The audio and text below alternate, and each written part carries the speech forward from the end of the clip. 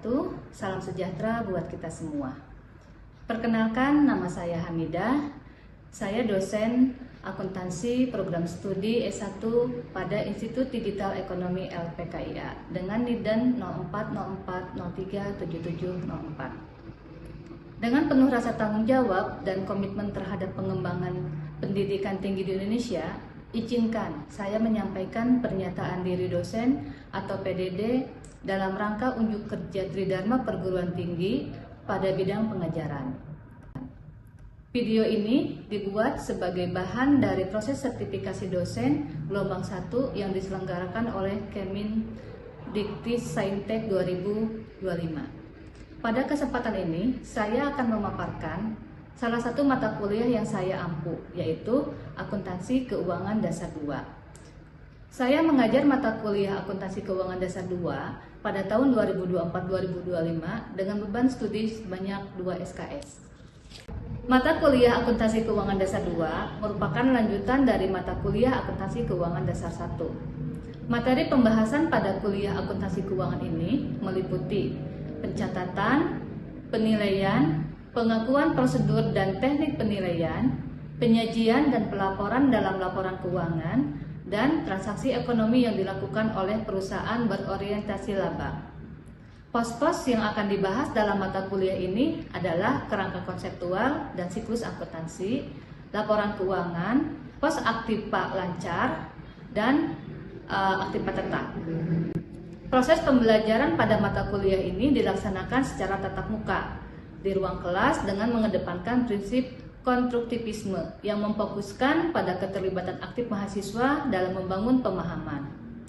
Pembelajaran berlangsung selama 16 minggu sesuai dengan kalender akademik dan dirancang untuk mendukung capaian pembelajaran lulusan atau CPL dan capaian pembelajaran mata kuliah atau CPNK. Seluruh materi perkuliahan dapat diakses secara daring oleh mahasiswa melalui platform Learning Management System yaitu e-learning.lpkia.aca.id.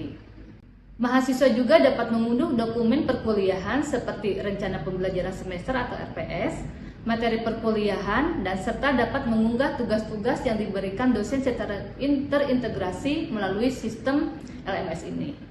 Untuk metode pembelajaran pada mata kuliah Akuntansi Keuangan Dasar 2 dirancang dan dilaksanakan dengan menggunakan metode Student Learning Center yang mendorong keterlibatan aktif mahasiswa dalam proses eksploratif dan penerapan konsep-konsep akuntansi keuangan. Metode yang diterapkan antara lain ceramah partisipatif, diskusi terstruktur, studi kasus, latihan analitik dan simulasi, penugasan proyek kolaboratif, presentasi dan umpan balik, serta pendayagunaan LMS. Untuk mendukung pencapaian CPL Prodi Akuntansi S1 yang terdiri dari domain sikap, pengetahuan, keterampilan umum dan keterampilan khusus, adapun CPL yang relevan yaitu pada Akuntansi Keuangan Dasar 2 terdiri dari sikap yaitu S1 bertakwa kepada Tuhan Yang Maha Esa dan mampu menunjukkan sikap religius. Yang kedua S2-nya menjunjung tinggi nilai kemanusiaan dalam menjalankan tugas berdasarkan agama, moral, dan etika.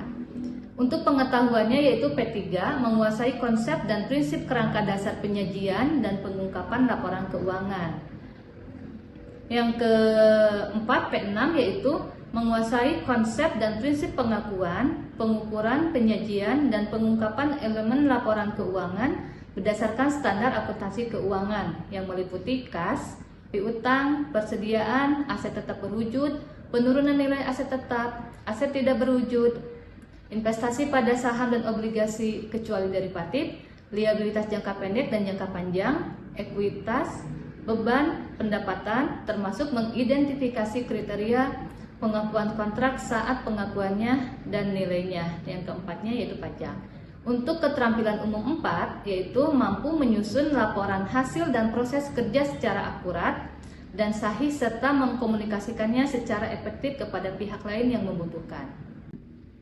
Untuk CPL keterampilan khusus yaitu keterampilan khusus yang pertama mampu secara mandiri mengidentifikasi transaksi dan melakukan pencatatan akuntansi atas transaksi entitas tunggal. Dan untuk keterampilan khusus yang kedua yaitu mampu secara mandiri membuat buku besar, menyusun neraca percobaan, membuat jurnal penyelesaian, dan mengidentifikasi pencatatan dan melakukan jurnal koreksi atas kesalahan tersebut, melakukan rekonsiliasi bank, dan penundaan pengakuan suatu akun entitas tunggal. Adapun capaian pembelajaran mata kuliah untuk mendukung CPL yaitu dimulai dengan CPMK 1 sampai dengan CPMK 10. Untuk CPMK 1, mahasiswa mampu mengetahui, memahami, dan menjelaskan konsep dasar akuntansi keuangan beserta asumsi yang diperlukan dalam penyusunan laporan keuangan yang sesuai dengan PSAK. Untuk CPMK 2, mampu mengetahui, memahami, menguraikan, dan menggambarkan prosedur penyusunan laporan keuangan sesuai dengan PSAK. Untuk CPMK 3, mampu mengetahui, memahami, dan menjelaskan kas, rekonsiliasi kas, dan bank. Untuk CPMK 4, mampu mengetahui, memahami, dan menjelaskan surat berharga. Untuk CPMK 5, mampu mengetahui, memahami, dan menjelaskan piutang dagang. Untuk CPMK 6, mampu mengetahui, memahami, dan menjelaskan piutang wesel. Untuk CPMK 7, mampu mengetahui, memahami, dan menjelaskan persediaan. Untuk CPMK 8, mampu mengetahui, memahami, dan menjelaskan investasi jangka panjang. Untuk CPMK 9, mampu mengetahui, memahami, dan menjelaskan aktiva tetap. Dan untuk CPMK 10, yaitu mampu mengetahui, memahami, dan menjelaskan aktiva tetap tidak berwujud. Untuk materi pembelajaran pada mata kuliah ini disusun secara sistematis untuk mendukung capaian pembelajaran yang mencakup pemahaman konseptual hingga keterampilan teknis. Adapun ruang lingkup materi mencakup yaitu yang pertama konsep dasar, asumsi dasar, dan tujuan laporan keuangan. Yang kedua, prosedur penyusunan laporan keuangan sesuai dengan PSAK. Yang ketiga, kas, rekonsiliasi bank. Yang keempat, surat-surat berharga. Yang kelima, piutang dagang. Keenam, piutang wesel. Ketujuh, persediaan. Kedelapan, investasi jangka panjang. Dan yang kesembilan, aktiva tetap. Dan terakhir, yang kesepuluh, aktiva tidak berwujud. Untuk referensi buku yang dipakai bahan ajar dalam akuntansi keuangan dasar 2 yaitu yang pertama, Pengantar Akuntansi yang dikarang oleh Dr. Heri Saksono dan kawan-kawan, penerbit Yayasan Cendekia Mulia Mandiri tahun 2024 yang merupakan buku yang saya tulis. Yang kedua, Accounting Principle yang dikarang oleh Nisungir dan NPIS yaitu edisi 19 penerbit Erlangga. Yang ketiga, Weigan, Kimmel and Keso Financial Accounting IFRS Edition Salemba Barat, Jakarta. Yang keempat, Intermediate Accounting Jaki Baridwan tahun 1994. Untuk materi pendukungnya yaitu referensinya yang pertama, Pedoman Standar Akuntansi Keuangan atau PSAK. Yang kedua, Intermediate Accounting Keso Weigan.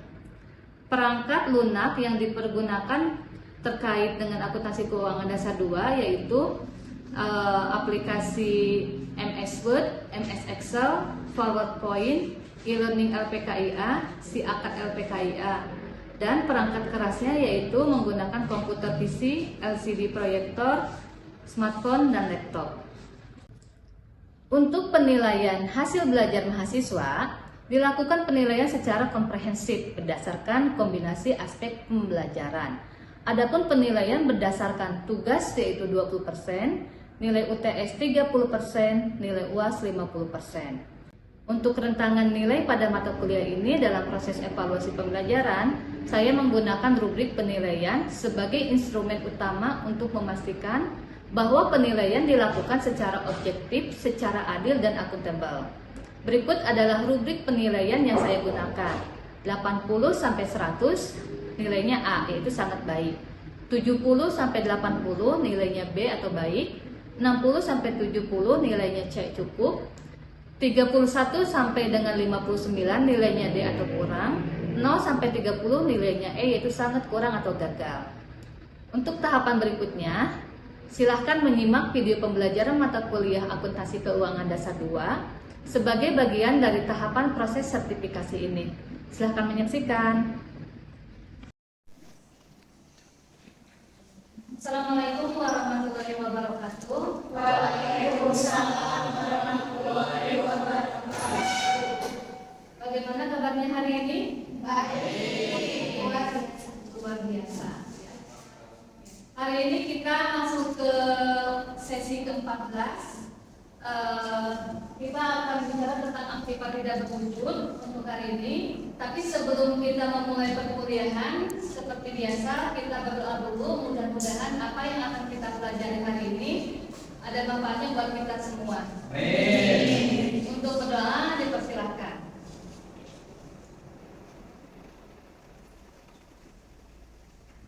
Oke, selesai. Nah, sebelum kita mulai, kita absen dulu ya. Apakah hari ini ada yang tidak masuk? Siapa? Hanya Dani saja. Oke, Dani saja ya. Jadi kita absen disiapkan untuk Dani yang hari ini tidak masuk. Kenapa? Sakit. Oke. Kita lanjutkan aja untuk ke materi hari ini. Kita akan bicara tentang aktivitas tidak berwujud. Sebelumnya kita pernah mempelajari di sesi sebelumnya kita belajar tentang aktivitas berwujud. Oke, kita evaluasi dulu karena aktivitas tidak berwujud itu hampir sama dengan aktivitas berwujud, tapi ada bedanya. Ini sebenarnya hampir sama dengan aktivitas tetap, tapi tidak ada wujudnya. Sama ya, karena di aktivitas tetap itu ada aktivitas tetap berwujud, ada aktivitas tetap tidak berwujud. Baik, kita evaluasi dulu yang sebelumnya aktivitas tetap berwujud itu apa? Oke, dari belakang ya. Ya. Dari belakang. Oke, aktivitas tetap yang berwujud sebelah sini deh. Apa tuh aktivitas tetap berwujud? Aktivitas tetap yang memiliki wujud. Oke, siapa lagi yang mau coba menjawab? Ya, Kak. Karena perusahaan yang berjurisdiksi yaitu tampak memiliki masa manfaat lebih dari 1 tahun dan digunakan dalam kegiatan usaha-usaha. Ya. Dia mempunyai wujud dan jangka waktunya lebih dari 1 tahun. Nah, kalau hari ini kita akan belajar tentang aktivitas tetap tapi tidak berwujud. Ya, aktivitas tetap tidak berwujud. Ini sama. Kita akan lihat di pengertiannya yaitu tentang aktivitas tetap tidak berwujud. Tapi kita akan tahu, hari ini kita akan belajar tentang apa capaian pembelajarannya.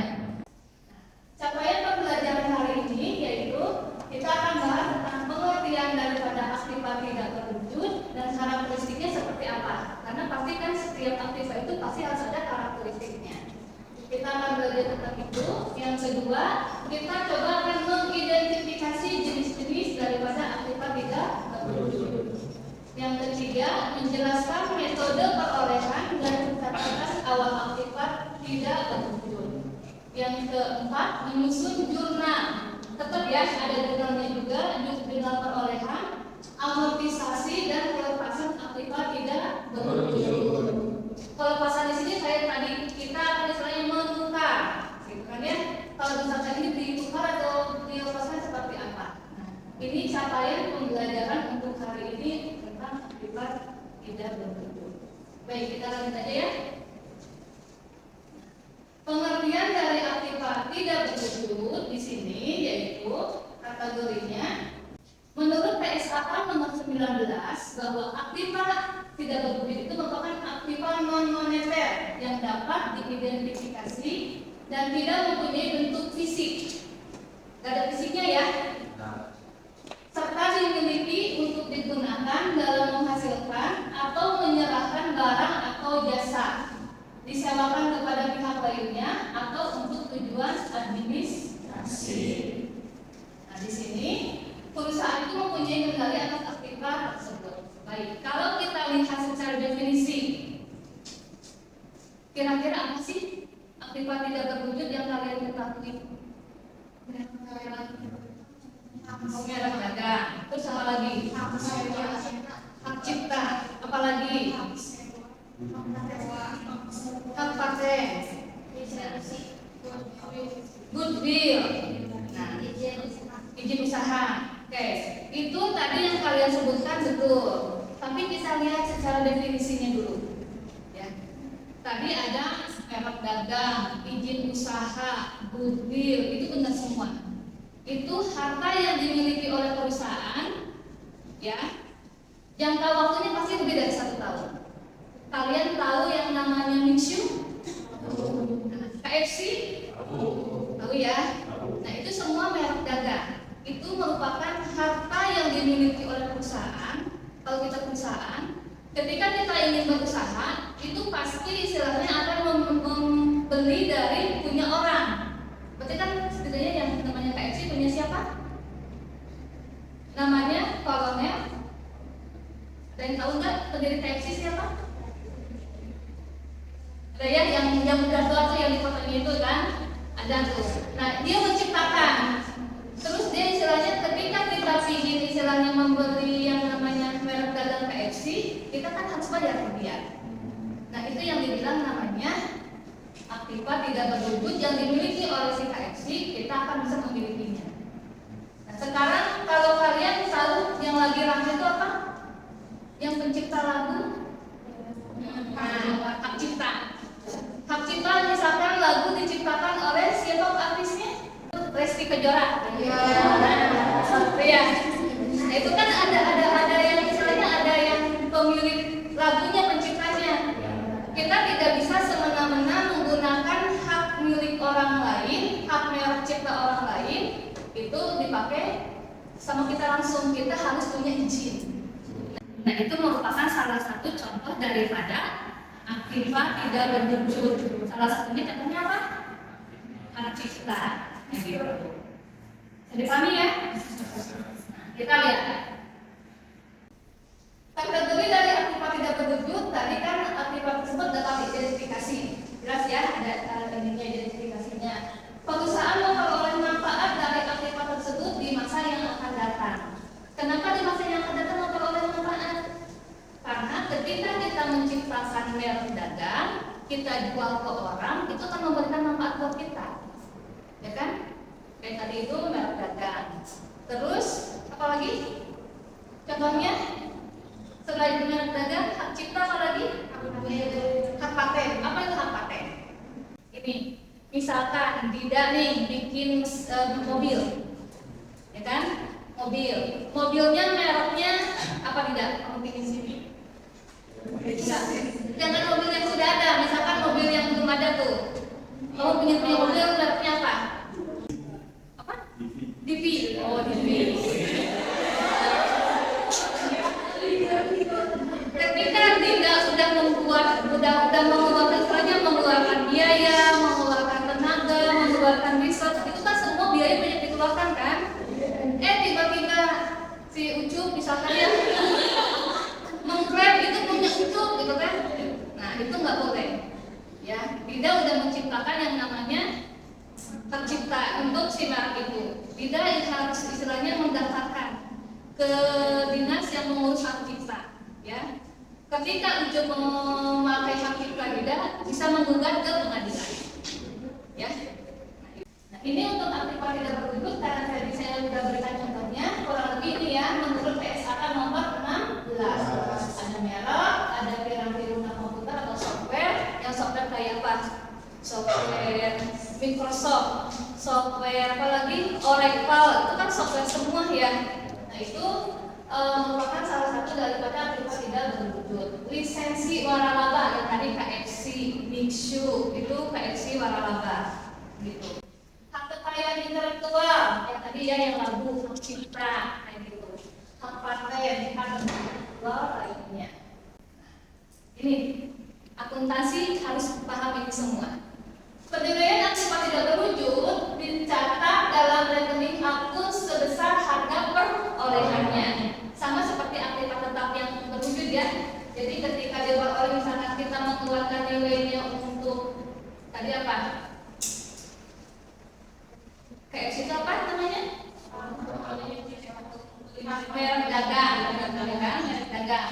Nah, ketika kita ingin memperoleh misalkan itu KFC kita harus mengeluarkan biaya untuk ini sebesar 100 juta, berarti kita harus mencatat sebesar harga perolehannya.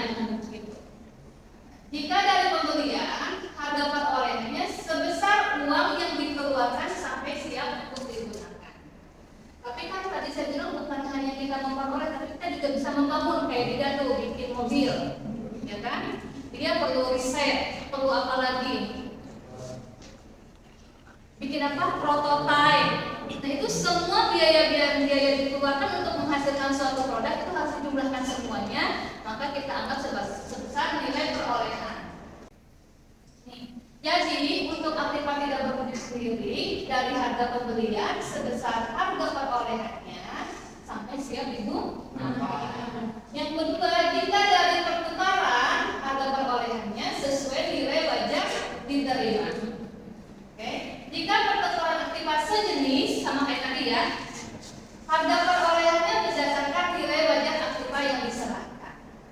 Di sini selama umurnya harga perolehan aktiva tidak berwujud harus diamortisasi. Nah, apa bedanya? Ada yang pernah tahu nggak dengar amortisasi itu apa? Betul, penyusutan. Aktiva tidak berwujud dicantumkan di neraca, tapi biaya-biaya yang dikeluarkan dalam memperoleh aset itu nanti akan dimasukkan ke dalam laporan laba rugi. Bagaimana jurnalnya? Jurnalnya, jadi ketika misalkan kita akan memperoleh yang namanya asetnya merek, jurnalnya yaitu merek di debit, di kreditnya kas, selalu begitu. Ya, merek di debit, di kreditnya kas. Tapi ketika si aset tersebut mengalami amortisasi, dia akan keluar akunnya beban penyusut, beban amortisasi. Di kreditnya langsung nama asetnya itu sendiri apa? Merek. Gitu. Kan kalau kalian selama ini kalau aktiva tetap apa? Ketika depresiasi, ini kan beban penyusutan. Apa nama asetnya misalkan kendaraan, itu ya. Di kreditnya akumulasi penyusutan kendaraan. Tapi untuk amortisasi enggak. Langsung kalau amortisasi kita akan bilang di sini amortisasi. Apa nama asetnya misalkan? Merek dagang, gitu ya. Ya, merek dagang. Di kreditnya langsung ini merek dagang sendiri langsung ke situ ya, langsung ngurangin si asetnya. Oke, nah, kita akan coba diskusi ya. Dan kita diskusi, kita bagi per kelompok, ini kita kelompok. Ada beberapa soal yang akan kita pecahkan terkait untuk pembelajaran hari ini. Contohnya, hak paten. Oke, bagaimana? Ya, silakan. Pada tanggal 1 Januari 2022, PT Bintang membeli hak paten atas suatu produk senilai 120 juta rupiah. 120 juta rupiah. Hak patennya 120 juta rupiah. Biaya bahan yang dikeluarkan untuk proses legalisasi.